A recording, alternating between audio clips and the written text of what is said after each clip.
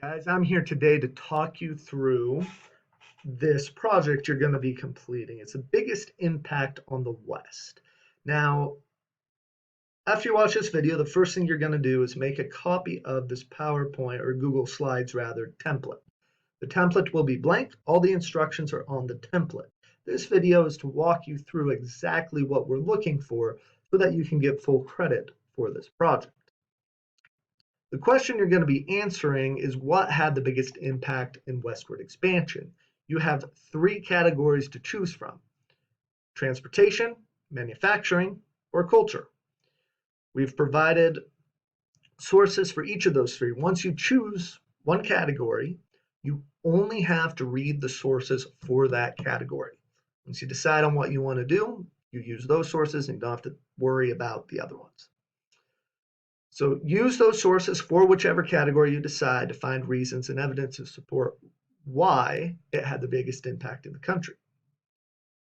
Then you'll go through and you'll fill this out. You'll write a thesis statement. You'll contextualize, you'll source your documents, you'll use evidence, and you'll corroborate your documents. And so this template really does a good job of walking you through things, but I'm going to show you a template I filled out to give you exactly an idea of what we're looking for. Now, the one I did this on, there we go. The one I did this on is not an option for you. So you can't just copy this wholesale and use these sources. I chose something that is not an option for you to write on for that reason. So I chose specifically to write about the Mormon Church and the impact that had on westward expansion. So here's my thesis statement.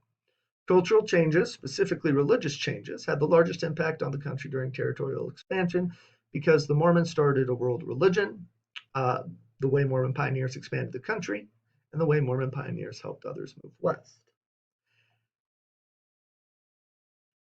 So there's a thesis statement. Remember, a thesis statement is your central argument followed by three supporting details. The next thing you're going to need to do is contextualize. So what else was going on at this time that ties into your topic? So for this topic, say there's a great religious revival called the Second Great Awakening, and give some context to the foundation of the Mormon Church. A young man named Joseph Smith claimed to have seen God and started a new religion, Church of Jesus Christ of Latter-day Saints, more commonly referred to as Mormons. There's a little bit of background on the larger scale with the Second Great Awakening and on the more specific scale within the Mormon Church. All right, sourcing. There are four elements for sourcing. You need to use all four to get credit. You need to say the title of the document, who the author is, what year it was written, and tell me if it's reliable or not. For example, source one is an excerpt from the Joseph Smith papers written by Joseph Smith in 1835. It was reliable because Smith wrote it only a few years after the official organization of the church. And so on and so forth with the other two sources. We'll have this up as an example so you can look at it, but that's the idea, right? For all three sources you're using, you need to include those four elements. And then the evidence. So the evidence needs to tie back to your thesis.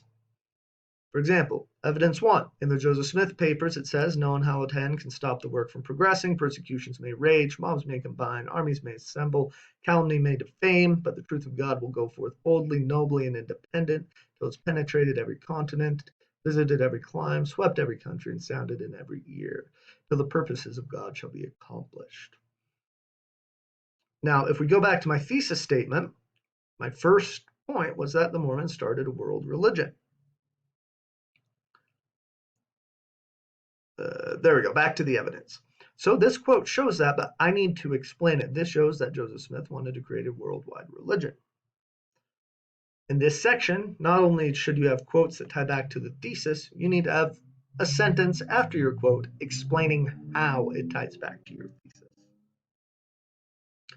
Evidence 2, Dr. Addis said Mormons were trailblazing Western pioneers. And evidence 3, Dr. Brand said on the way to California, Utah was the central stop for many 49ers. And you see on each of these, I've used a sentence to describe how it ties back to my.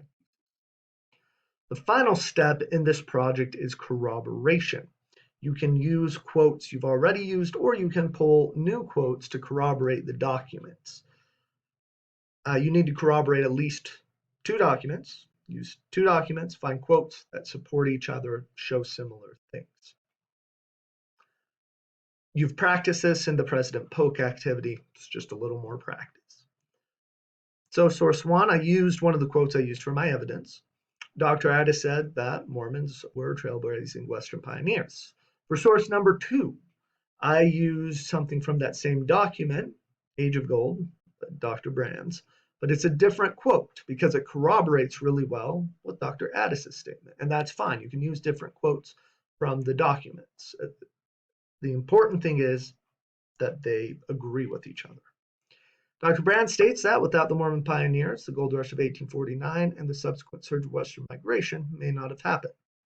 These sources corroborate each other because both show that the Mormons helped other groups move west, either by blazing new trails or becoming a place to resupply. So that's the assignment. It's very similar to writing an essay, just more guided and a little more simple.